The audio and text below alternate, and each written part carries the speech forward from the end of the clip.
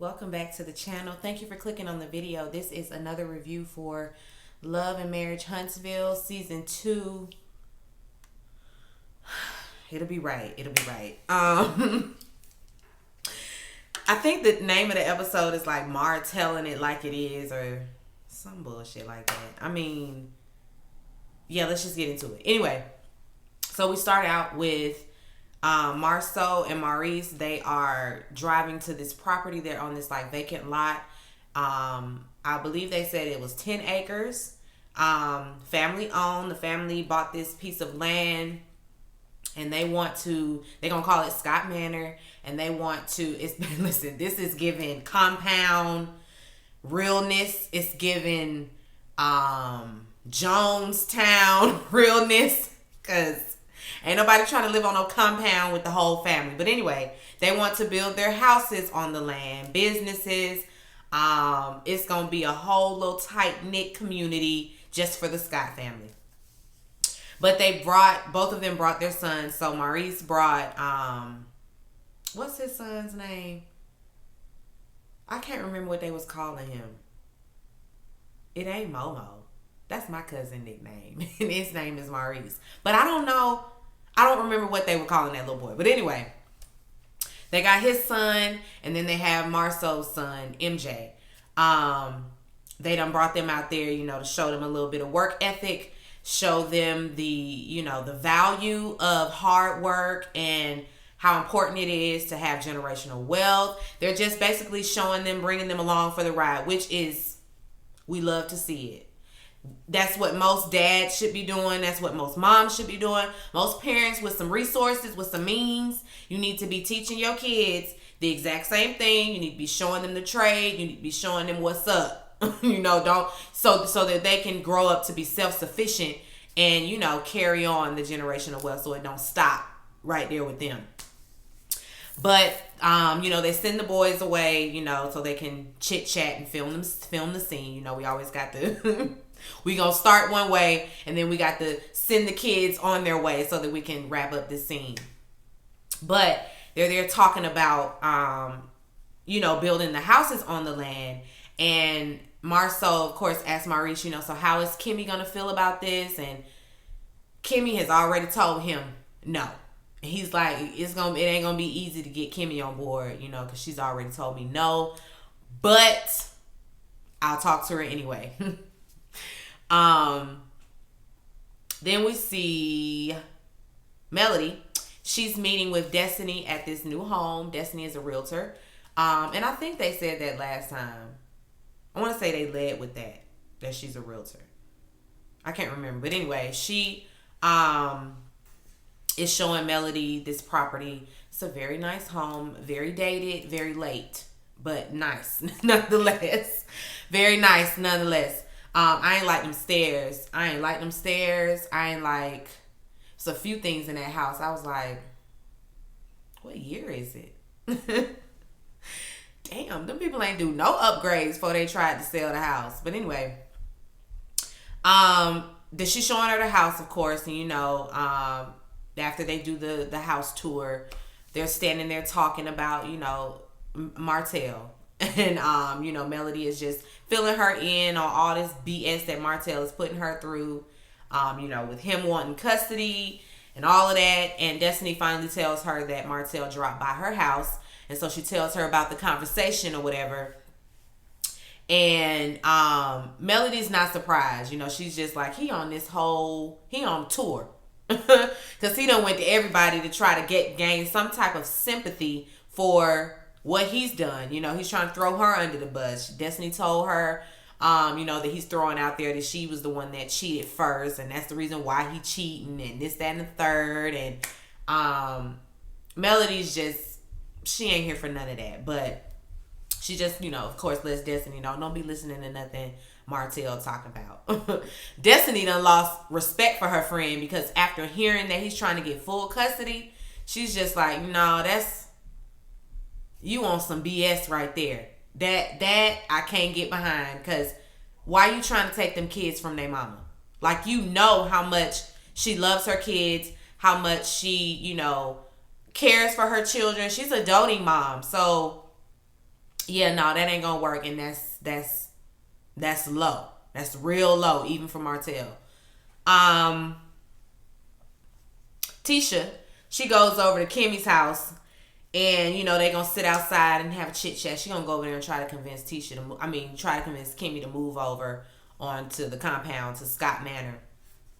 But they over there and they go out back to have a drink, and she's really trying to convince her that it's a good idea. She just keep talking about it, and Kimmie just be looking at her like, I'm not moving over there with y'all.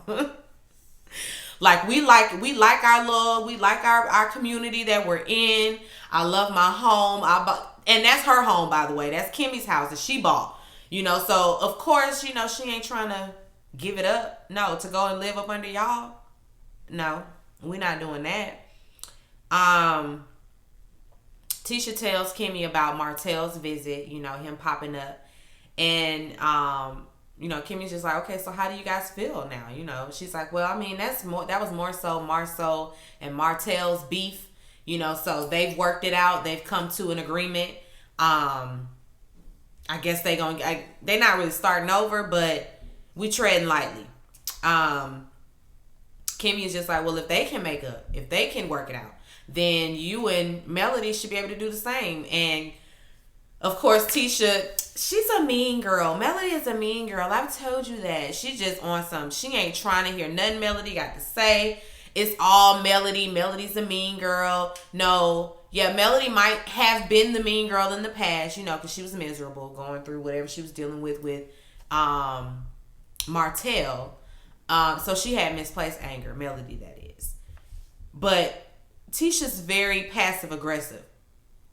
She's very, very passive aggressive. So she's no victim. So I don't know why she keeps trying to play that role, but yeah, she's not a victim.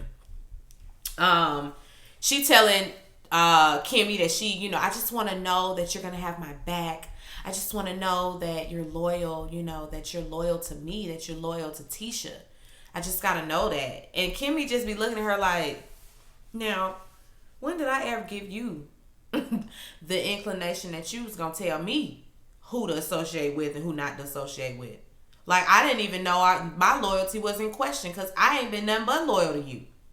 She's neutral, but she should be neutral. Melody's her friend, Tisha is her friend, and her sister-in-law. So y'all are family, so you should never question that. She's your family. She's gonna always be Team Scott. So Tisha's giving single white female. Like, that girl already said, I'm loyal to you. You ain't got to never worry about it. I got you, girl. I got you, sis. And Tisha still, it's just like, people can't be loyal to you and have, and still be friends with, the person that you might not be cool with. Because we're all adults. And Melody just don't do it for you. But that doesn't mean everybody else gotta just, shun her or kick her to the curb because you don't like her. That's you. You got beef with her, not me. But yeah, Kimmie told her she ain't moving on the compound. She likes her space. She's not, it's just not happening.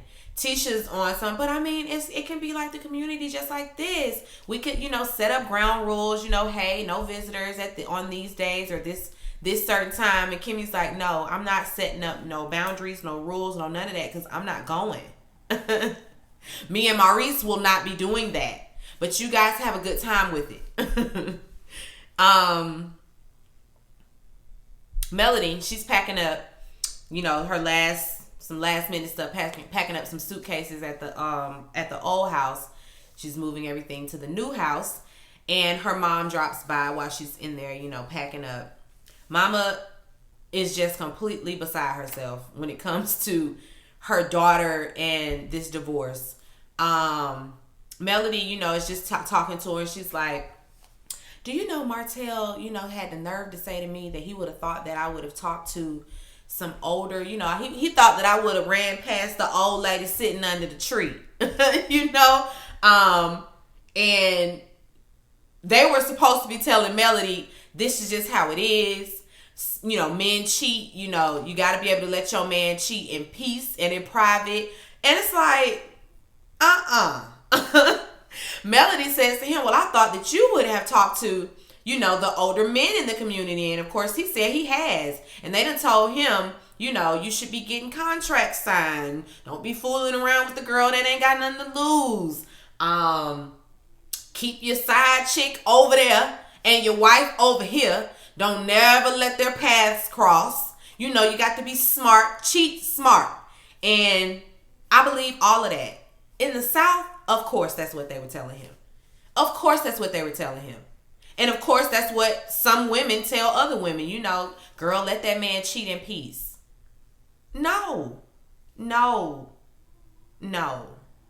We as a community, we got to stop. We got to stop, turning a blind eye when we see, our friend having a whole affair. Like black men, and I've confirmed this with my husband because in the barbershop, this is the kind of talk that, we hear. My husband has had to change barbershops a few times because he's not finna have my son up in there listening to all of that barbershop talk, all that mess, the cussing, talking about sex, talking about women, that sort of thing. And I don't even get that because when I see children around, I censor myself. So men just don't censor themselves around other young black boys. Y'all just like to talk like that around kids. It's like, because it's a boy child,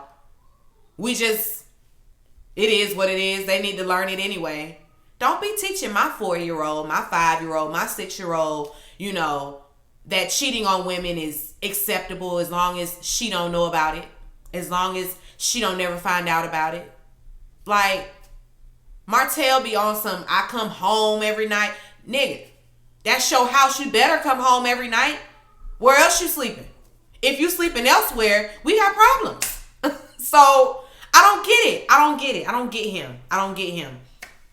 Melody's mama ain't got no respect for Martel. He's just the biggest disappointment to her.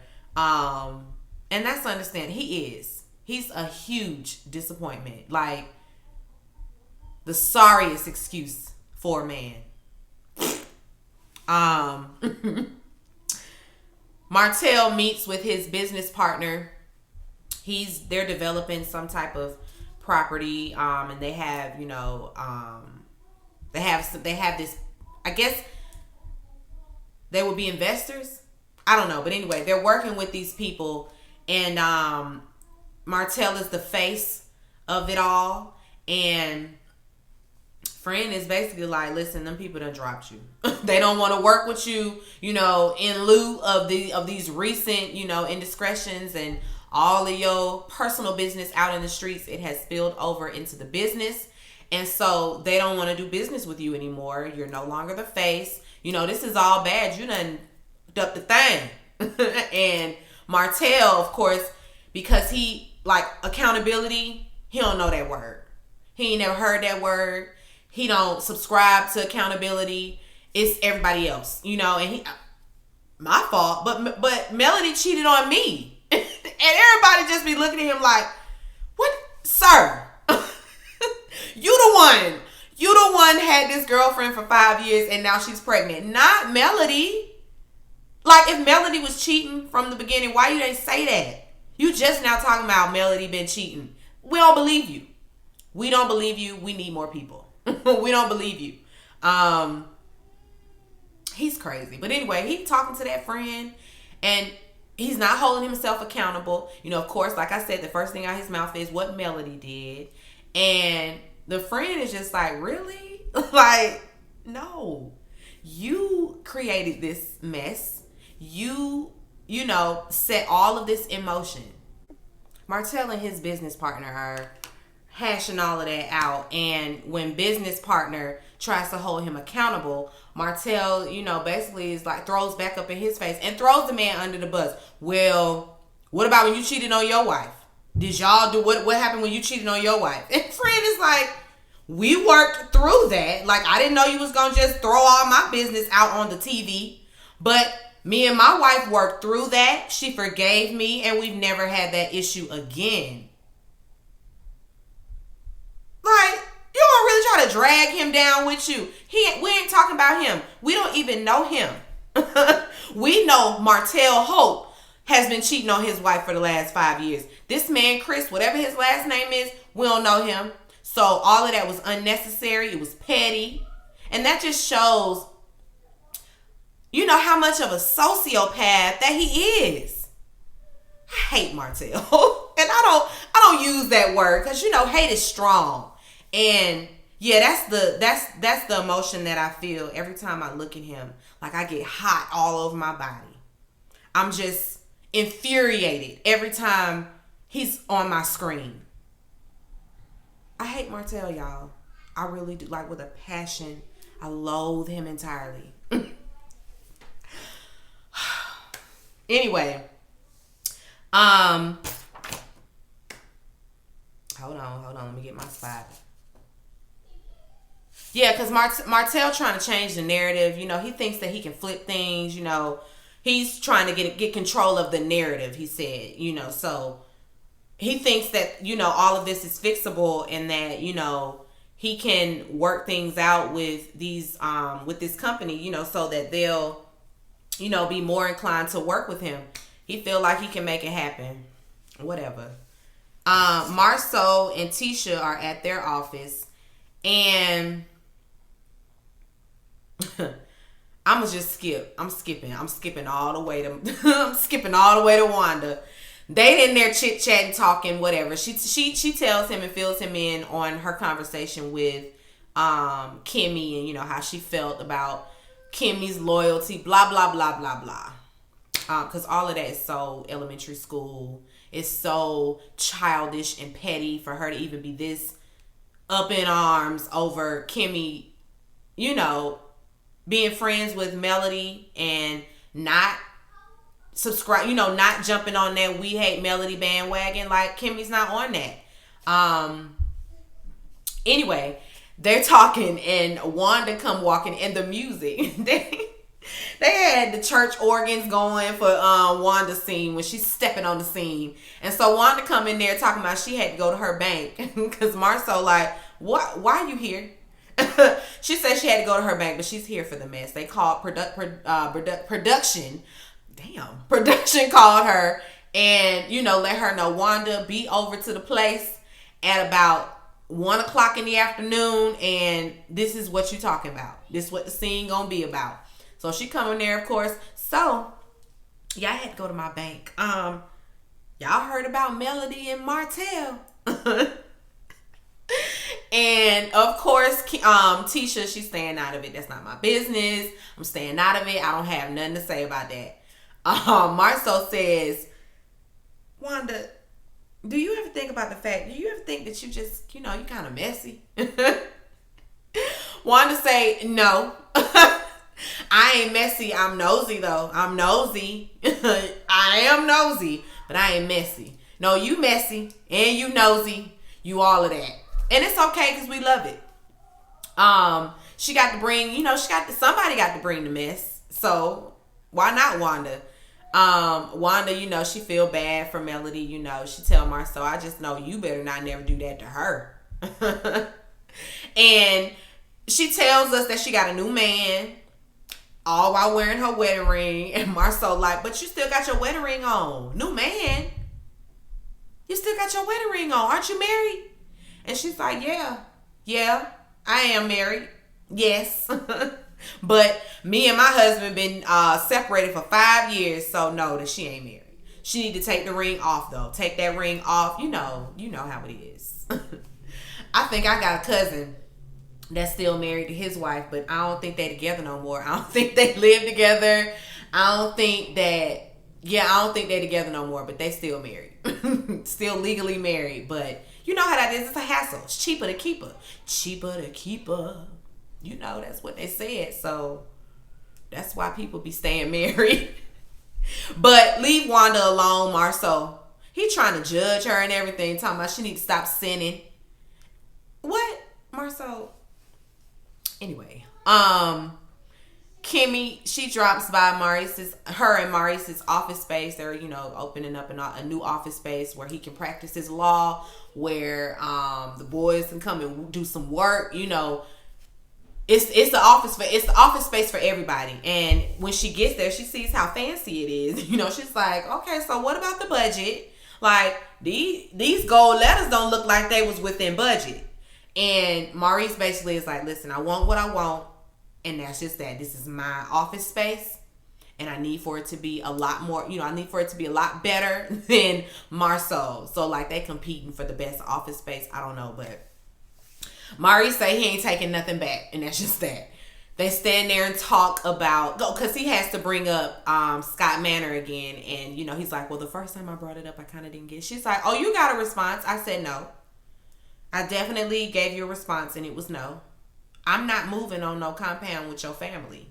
That's just that. What else is going on? Kimmie is so assertive. I love it. She don't be straight with the straightest face. She don't play the radio with these people. And it's probably because she's the oldest. And, she's more mature, a lot more mature. She's more mature than Wanda. And they probably about the same age. Maybe. I want to say, because Kimmie will not give us her age. That bothers me when women do that. It's like, don't be slapping God in his face. He gave you all them years. And you don't want to proclaim how many years you've been living on this earth? Don't nobody care if you 55, girl, you don't look like it. That's the gag of it all. Like, we won't even be looking our age. So, tell the people how old you are so they can be like, oh, what? Girl, you look good. Anyway, Kimmie. They start arguing about Kimmie's son, because Kimmie's son is working this job that he don't like. But he wants to be an entrepreneur.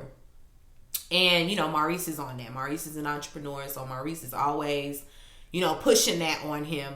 And Kimmie's like, he's not quitting no job. That's one. And I'm teaching my son work ethic. If I just send him out there to just try to be, like, you can't just quit your job. Not when you got bills. You don't have that luxury to just freelance and figure it out like the clear kids do. Clear kids get that. They have an opportunity to go backpacking and, BS, for a whole year and then think about school or then think about going and getting a job. Like they don't have them problems like we do. We get out of college, you better be hitting the ground running. You better have that job before you finish. Because most black parents, well, maybe not today. Because my mama sure ain't tell me I couldn't come home. But there are parents that are like, you ain't coming back here. And if you are coming back here, you paying me rent. You paying this bill, that bill, the third bill, your insurance, your student loans. You doing all of that, all while you living under my roof. So don't set him up for failure, Maurice. Like, he needs to know what work is, how important it is to work, and, build something for yourself. Yeah. And aside from that, that's her son. Her son, her rules, her business. You stepdaddy. So do stepdaddy stuff like take him to go and get a haircut. Or like, I don't know, like that man grown, but still. Do the stepdaddy duties and leave the parenting and motherly duties to that boy mama. Cause you ain't gonna win with Kimmie.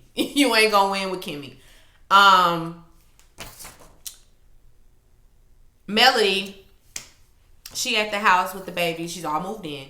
They're outside playing, and Martel come walking up the driveway. Hey kids, what's going on, kids? He done popped up at that lady house. She's like, now listen, I done gave him my address because I had to, because, we co-parenting, so he got to know where his kids live. But I ain't give him my address to be popping up at my house, doing drive-bys. And I wouldn't put it past him to be sending folk around there to drive by. Because that's just how crazy Martel is. But he shows up, and he's, oh my goodness, this is the most toxic scene ever. Again, it infuriates me to see him on my TV, to hear him speak. I just don't like him. I don't like Martel, and he think he's so fine, and he just all this and that. No, No, your clothes are too tight. This beard that don't connect, like he don't have this right here on his beard. You look stupid. So your beard is, shaped up stupidly. Your clothes too tight. You dress bad. You got a bad attitude. You a narcissist. You a sociopath. Just all bad.